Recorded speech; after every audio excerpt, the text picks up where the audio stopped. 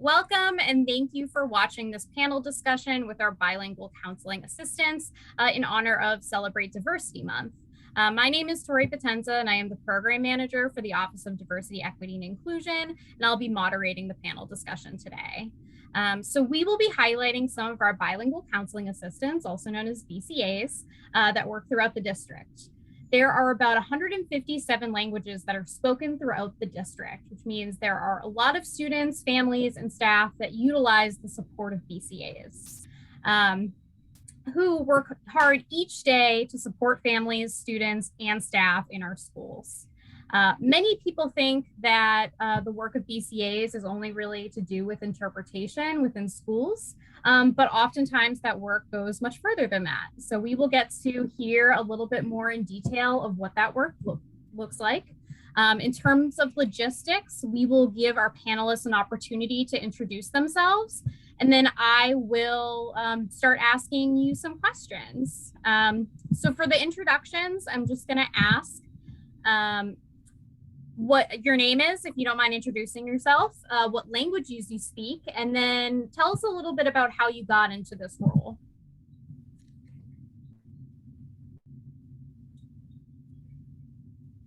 I'm gonna go. So my name is Flaviane Rapkin. I am a Brazilian living in Philadelphia for 9 years now. I am a social scientist. And I became a BCA in 2018 in August after I met Iana, our Russian BCA. Once I was finishing my classes for Child Development Association, and she said to me that I could have the opportunity at School District of Philadelphia. Hi, my name is Margarita Abuawadeh. I am a longtime community advocate and a community organizer. My past employments were in nursing field, but also in the community organizing field. And I became a BCA in 2008, and because I like to serve my community. Wonderful. Well, thank you so much for taking the time to talk a little bit about yourselves and also the work you do. So one question that I had that I know I added this in, but I was kind of wondering what a typical day of work looks like for you both, or if the reason even is a typical day. Maybe it's every day is different, but I'd love to know a little bit more of what a day in the life of a BCA could look like. Okay, for myself, we do stay at school like from 8 a.m. to 3 p.m. around. I have a different school, so they also have a different time. I met the families who coming in for registration, so they need help interpreting the documentation and everything they need. On that part, I help the students who has to go to the nurse room when they have some problems and they're not able to communicate themselves, and also communicate with parents after that. We do work inside the school if the families and teachers who are also needing help and doing this bridge between parents and students. But besides that, once you met the families, when they coming in for register or when they also come back for other situations or needs, we open this work as Margarita say, community work, because then we start helping the families how they can get their kids vaccinated, how they can get to open a bank account, or how they can have to request internet, or how to get their kids transferred if they need to. So that involves more how do you help them to get engaged on the new city, on the new country, and especially not speaking English yet, or going forward to speak some. So trying to help them with all the services as possible. Also, quickly, I'm just gonna jump in. It looks like our other panelist has just arrived, so I'm gonna let her in now.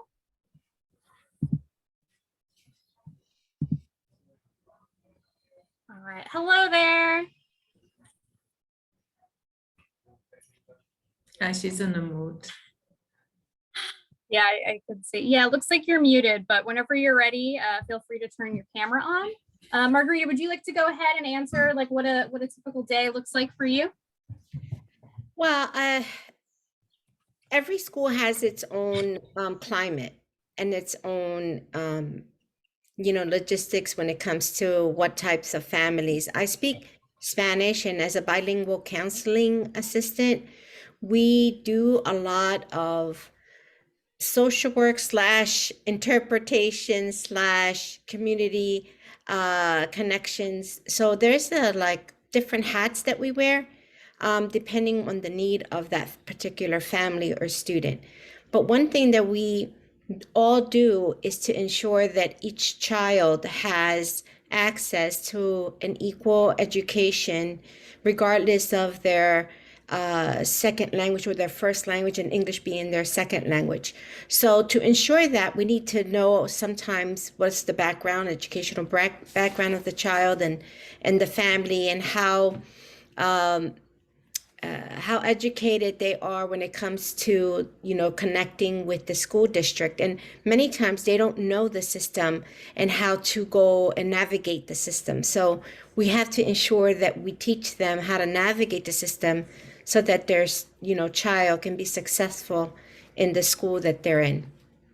But a typical day, I don't think that we have real typical days, not always.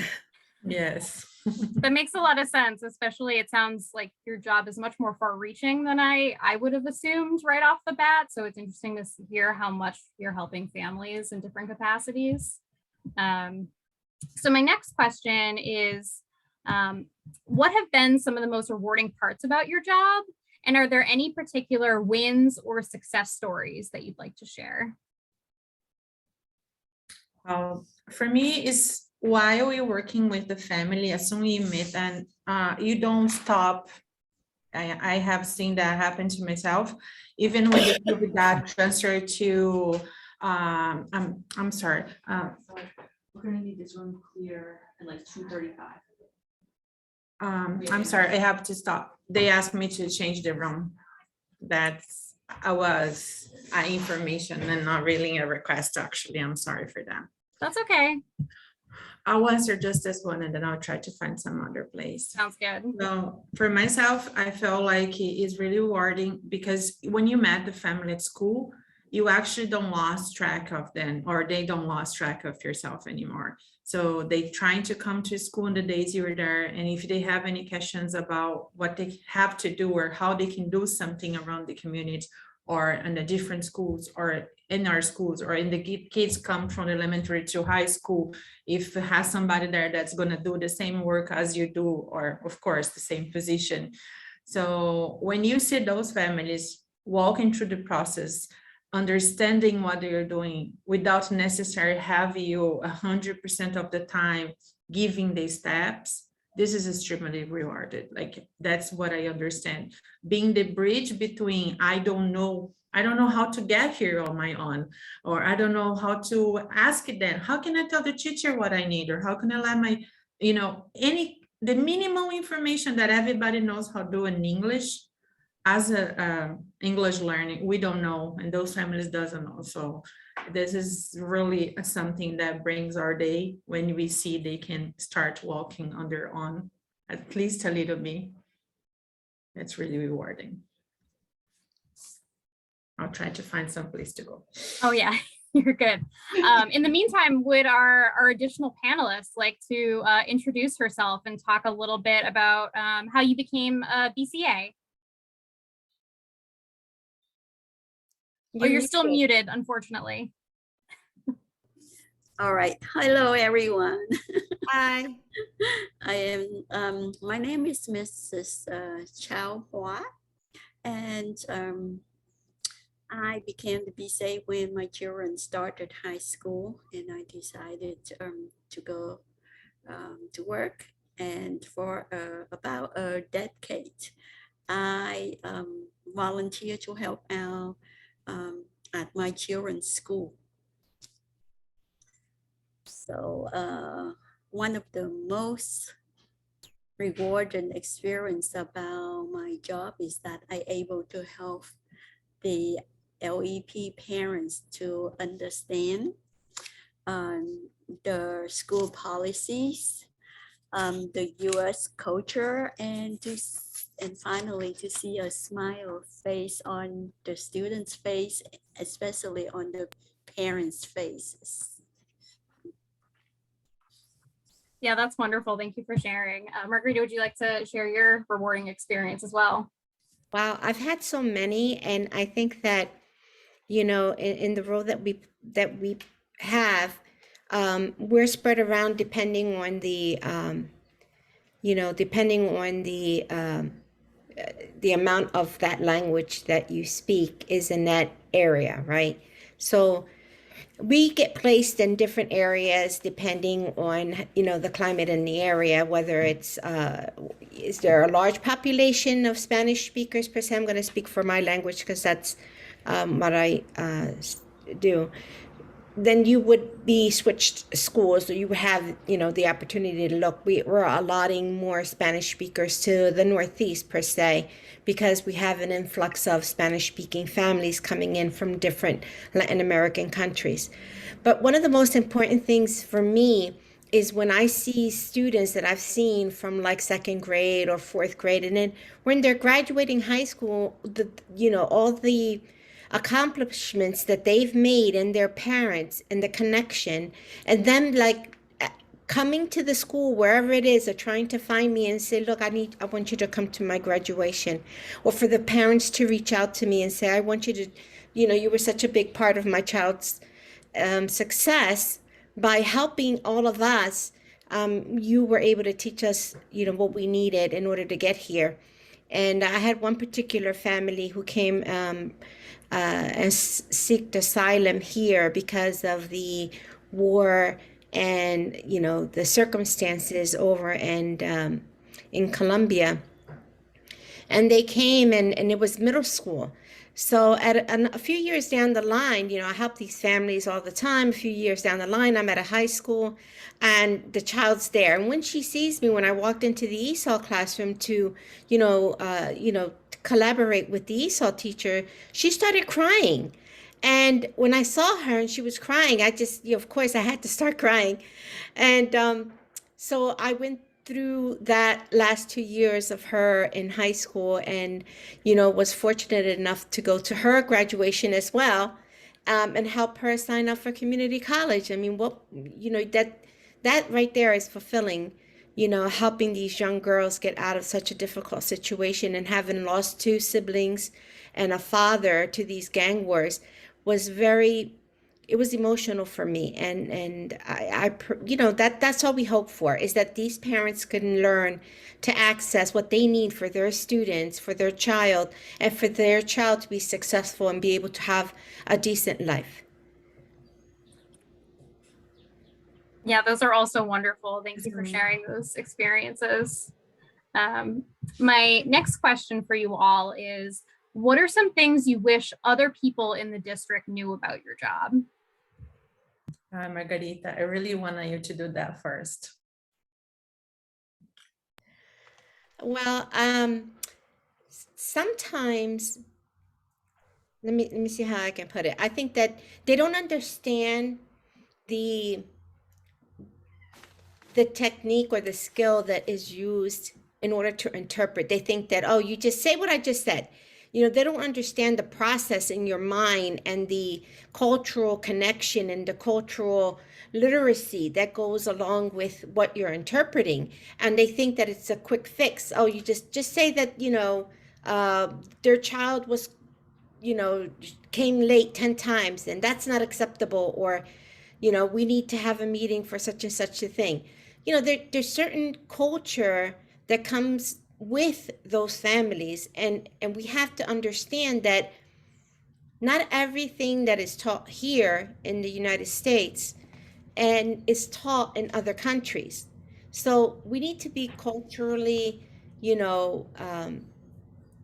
educated so that we be sensitive to these issues, because it could be very offensive to some parents to interpret verbatim what some of the employees sometimes want you to interpret. So as BCAs, we use our skills and our knowledge of the culture in order to be able to tackle those issues. And it's not a quick fix. It's not always a quick fix. I wish they knew that not only through interpretation, but getting these parents, to open up to you, when the look on their face when they find someone who speaks their language and understands their culture and can relate to them, it's more rewarding than anything. And if you have that connection with them, then you're definitely going to get from them what is expected of them. But they need to learn the culture of the school districts. They need to learn the culture of the American way. They need to learn a lot of, not all the culture, because I always tell my parents, what's good from the American culture, take it. What's not good, leave it. Same thing with your culture. Whatever is good from your culture, bring it with you. Whatever is not good, leave it behind. Move forward. Take everything that is thrown at you that is helpful for you and your family, then run with it. So I don't know if that answered the question, but I hope that the employees understand that our position is much more than just interpretation and translation. There's a huge umbrella that we fit under, and not every day is the same hat, and some days it's every hat. It depends.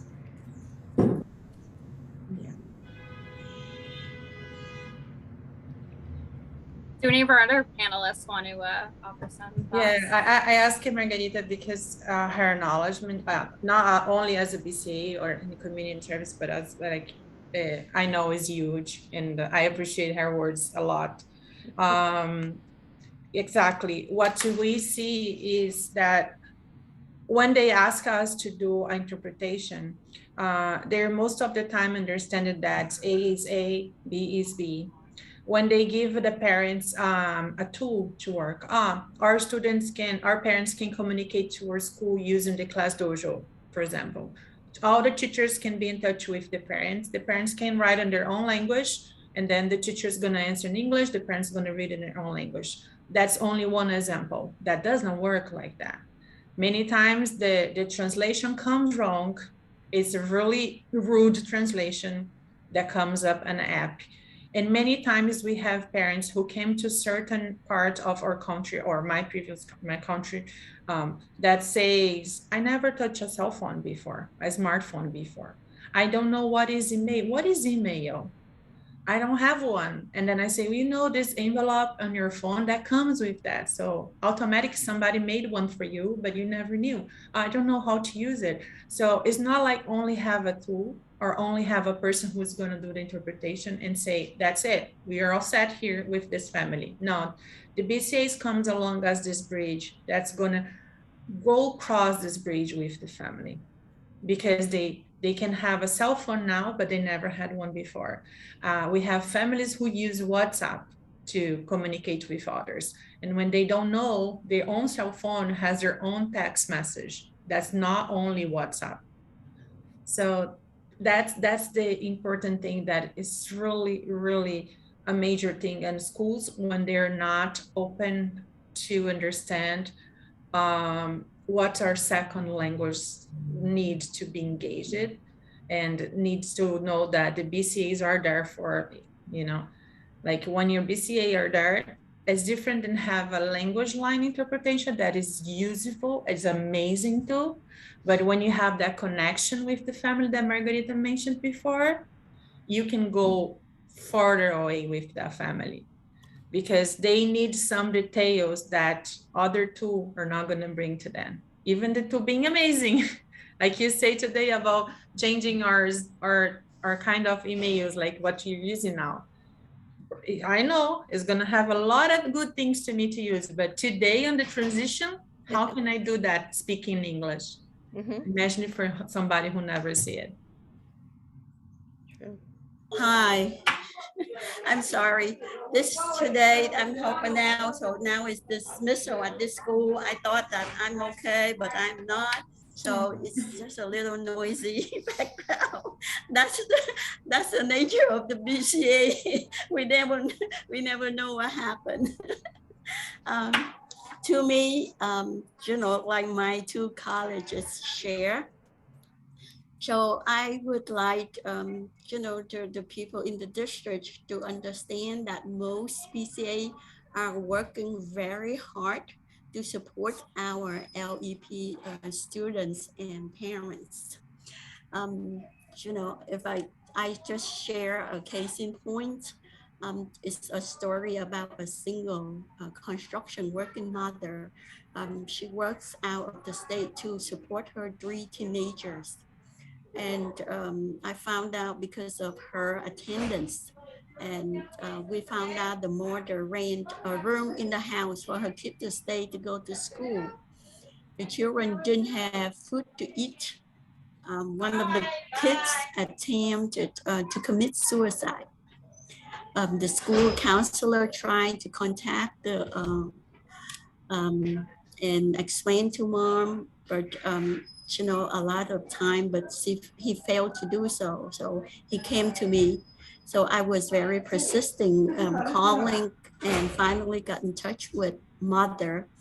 I fully explained their mother the legal process if she wasn't cooperate with the school counselors.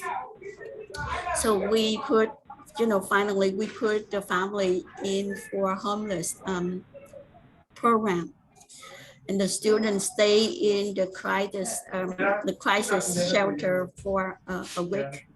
Finally, she came out, the mother, the school counselor, and I worked closely together for 3 years, to monitor the students' progress.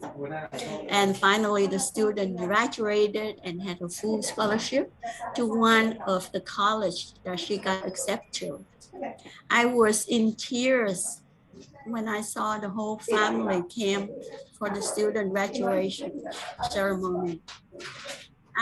It was indescribable moment at the end. So with that said, the role of BCA is sometimes we got into a situation very emotional. And we like to help whatever we can, and sometimes I think that I do need to see a counselor on my own.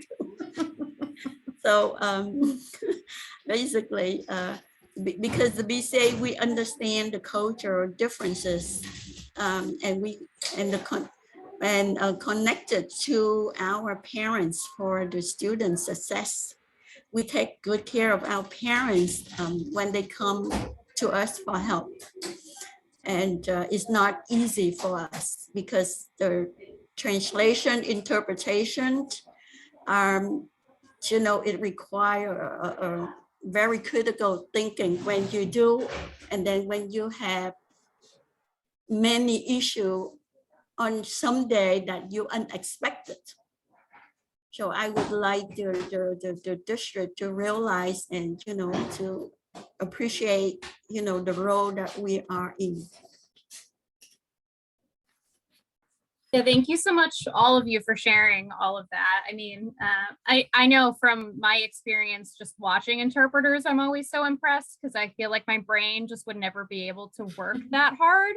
I'm just always in awe of people that can do that. But, you brought up so many interesting points, and just hearing how entrenched you end up becoming in particular families' lives and how essential that is to a student's growth is really inspiring to hear. So thank you for sharing all of that.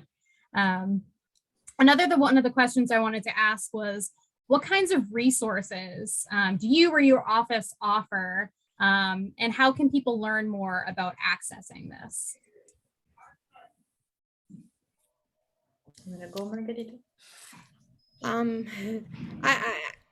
I think that the school district of Philadelphia, they offer so many resources, just about a resource for everything, which is great. But having the ability to be able to feel comfortable in front of the camera or accessing this information and knowing your way around a website or pages or links, it's a new world to a lot of our parents that are coming here to the United States, who may be coming from an environment with very little and not have access to a laptop or computer or, and they're teachable. So what I would like for people to understand is that it's not that they're, they're not, they're incapable of learning. It's just every person's capable of learning.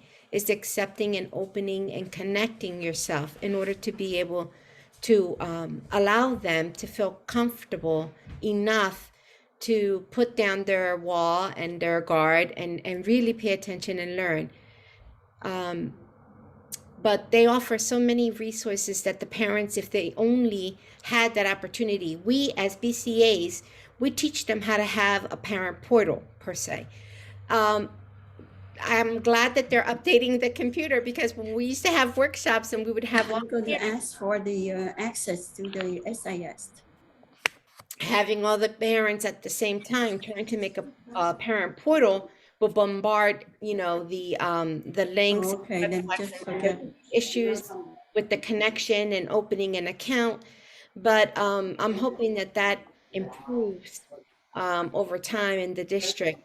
But not only that, but places to get food, places to get tutoring, places to get free meals, places to get education, computer I training. thought I'm a central. That's a why lot I of these scheduled things. in, and then Sam asked me last minute, so I have to be here. You see what I'm getting? No. Do you mind muting yourself? That's okay. Technology, it's so much fun for everyone, as we are clearly talking about. Yeah. So basically, yeah, I mean, wanting to be able to offer these classes in Spanish or in other language, in Portuguese or in Vietnamese or in Chinese, having these places available. One of the schools I used to work in had it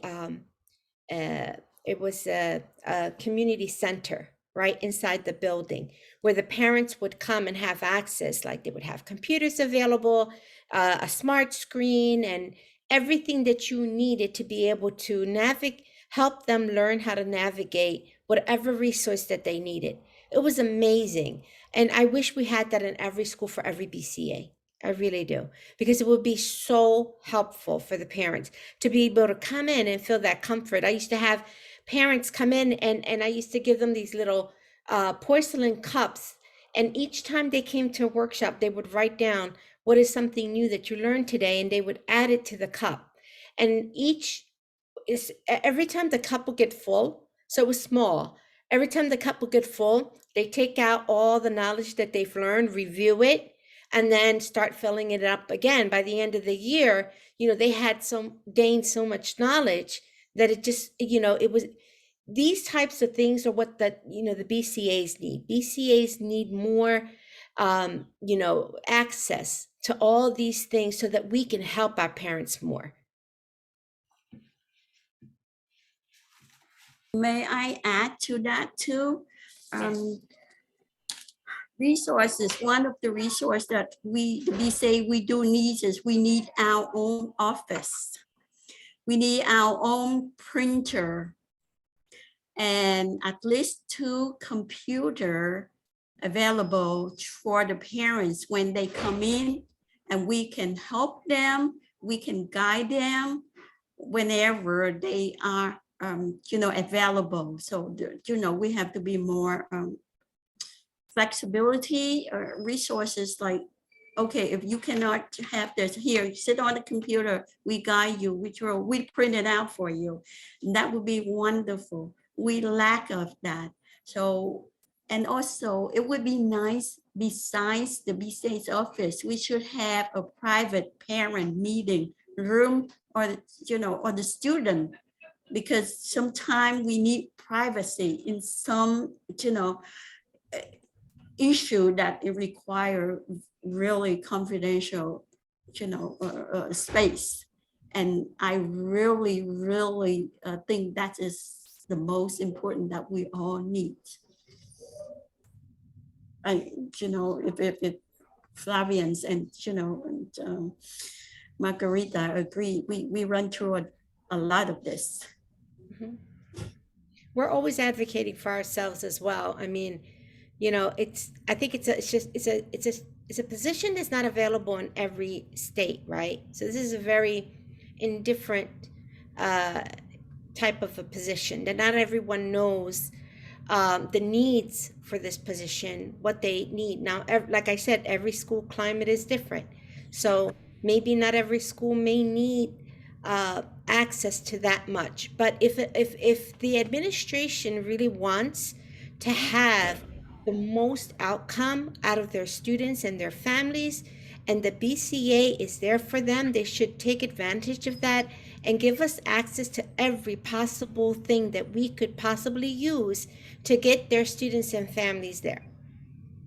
But you cannot have participation without understanding and connection. You can't. Yeah, and what I believe adds for what you guys have saying is like, doesn't matter how much information you give to them. You need to guide them to transform that information to knowledge, because that's what our families needs. Like, as an example, before I use the class dojo, let's talking about our portal. We want our parents to be signed in. We are glad to know that they can choose, in my case, Portuguese as a language to receive their messages, the letters in home, the phone calls, all in Portuguese. But to get access to that is everything in English.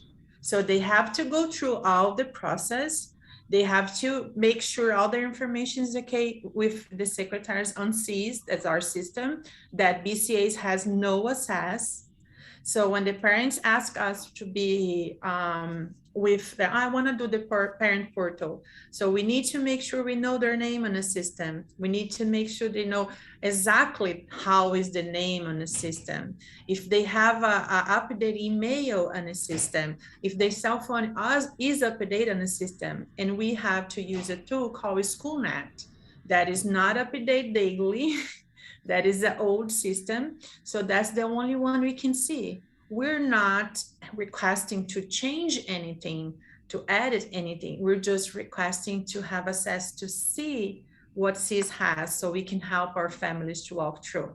So this is one tool that for us would be amazing. As a school district employee, we don't see a reason why we cannot have access to that information. And that would be help so much with our families. Once you get this, and then we can go through and you can guide the family. I have been guiding my families doing half of the process for portal, because they are not able to go through to make sure if everything is updated. Okay, they can come to the school, they can use the language line, update that information. After that, they have to go to the school district website. They have to start it. They have to receive a link back on their email. Remember, we're talking about families never knew they have email or do not know how to use email. And then after you get that link, they have to consider the security questions and to make it their own password. And then access the parent portal and request the change for the language they're going to be receiving the information on. So I understand it is amazing that we have this tool. But if you don't have a person like the ladies just say, who go and guide you through that process, we're not getting our families connected. We're getting them amazing information that the school district is full of resources. It's inaccessible to them. Yeah, but it's inaccessible. They are not able to go there. They're not able to check on that. Thank you, Flavian. To bring that up, it reminds me a case when I help parents to go to open register for the parent portal. And I was in the building, in the room that there was no connection, no Wi-Fi. And I keep trying, and how come we don't get the message? You know, we say, well, we follow through, what happened? And the parent came back the second time, which is the following week. And then we went through the same thing, and I figure why? And then I said, you know, maybe it's the internet, because it's, you know, we tried to have the text sent, we didn't get it. The phone call, it didn't get it. So then I have to walk the parent close to the entrance where the office was. And that's when everything is start clicking in and coming in. It was like, oh my God, we waste all this time and we thought that we didn't do it correctly. And that is one of the example that I experienced. And more than that, I know we are all co-works and we all has a lot to do, and we are engaged in different ways. But it's really important also to the other co-work of ours, like secretaries, nurses, everybody knows. I believe that is what the panel is from, what the BCA does. Because sometimes their expectations are huge, but go really low if they know exactly what you're doing during the day, and if they can use that request to be done by a language line that doesn't need to give the involvement of the BCA. Because as shared before, we are all like engaging with those families, and we are sometimes an assessment for agencies that we also do. Agencies, when we have suicide attempts, we go to a psychological assessments together, and we're doing this assessment. That's really a critical situation that the student's trying to share something so hard on them. The family is going through a so hard time. And we have to stop in the middle of this to go outside on a counter, and the secretaries are just accepting a new registration. And a language line could be helpful at that moment and hurts less for the other family who is waiting. So the collaboration between all the co-works, knowing our knowledge too, because that is something that really impacts on the families and in the school as well. I want to add something to that, Flavian, that you were saying. One thing that I want the schools to know, or staff to know, is that the BCAs are connected with almost every single staff member in that entire building. The BCAs have to deal with any of the specums, any of the special ed teachers, the regular staff, attendants, the nurse, evaluations that need an interpreter during that evaluation, translation of documents that come, summarizing, translation of documents that come from other countries. There is a vast or huge amount of collaboration that's done for a BCA that is not typical of any other staff member in the building. And, sometimes they get confused, I think. Who are they? Are they counseling? Are they BCBA? Are they a secretary? Are they from special ed? They don't know. And so we introduce ourselves every year. In the beginning of the year, everyone sends a letter, says, who they are, what days they're there, what it is that they do. But of course, it's a mail that they just, put on the side. But having access and being able to collaborate with everyone and to interpret that mentally, that skill to be able to, give this to a parent or to a student or to a community, it's heavy. You know what I mean? It takes a toll on your brain, and sometimes you need help with just being able to stay focused on the task at hand.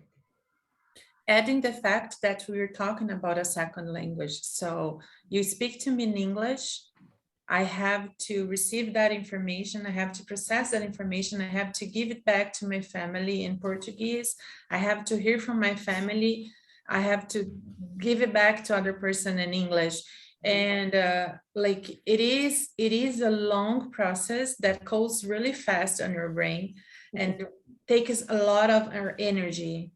At the end of the day, we're like dry, like today. We do it with love for sure.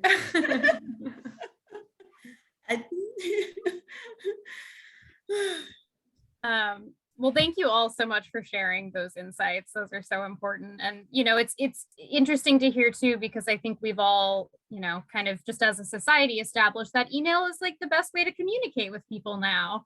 And there are a lot of people that kind of get left behind when we think of that as being the main technology and the main way that we communicate with everyone. Because yeah, just hearing that there are people that don't know what email is still, that's like not something I think about every day. So that's really essential. Yep. Sometimes we have to create the email for the parents or whatever we need to. And if we have the computer available or the printer, it makes our job much easier and quicker too. Are there any parting thoughts you would like to leave us with before we wrap up our panel discussion today? I'm not sure if it goes there. If it does not, you just cut off. I believe what is important to our families is like the same way they feel comfortable knowing that we have somebody who speaks their language in schools. It's really important to us as American citizens or residents to know that this family is coming into the school door because they are let in on this country first. So we are all getting together to see how to help better our community. This family has the right to be at that school. Yes, they receive their rights when they are accepted in this country. So at this moment, we're all learning all the process. When a family comes to do a registration and they need to walk 50 minutes to get to the health center, they're different. The other family who lives here their entire life and knows how to take that bus to go, or is confident to leave 3 kids under age 13 in home and going on their own to the health center. As a school employee, I can see that many of us doesn't know at least 1 or 2 points on how to open doors for those families who doesn't speak English. So if I can leave any message beside what I just say is, we have to open our minds. As you say at the initial, we have over 150 languages being spoken in this school district.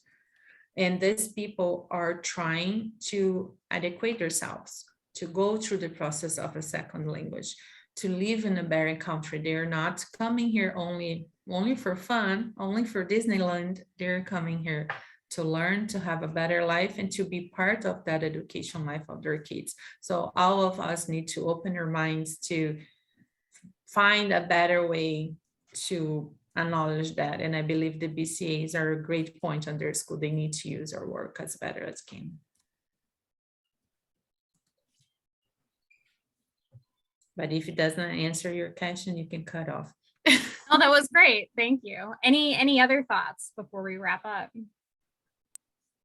You know, work with your BCA. You know, I ask the schools to have an understanding for what we do and an appreciation for the process that occurs, and to trust the process. Things don't happen overnight, and our parents don't feel comfort overnight with a person, because there are many, many issues behind. Everybody has a story, right? Even I have a story, you have a story, everyone has a story, but there's so much trauma for so many of our parents. Just coming here is a very traumatic event for them, and having to leave behind everything, you know, to come to a place to learn everything new. It's not a choice of just pleasure. It's a choice of necessity. To understand that, and to give us the opportunity to, to help them, navigate and be able to be successful, to give them a chance. And it's never going to go away.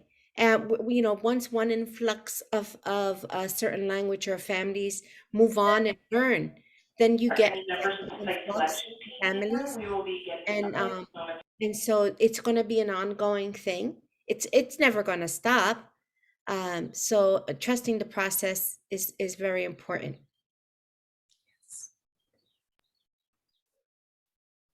Yes, my last thing just I would like to add is just believe in us and give us a chance, and you will see it.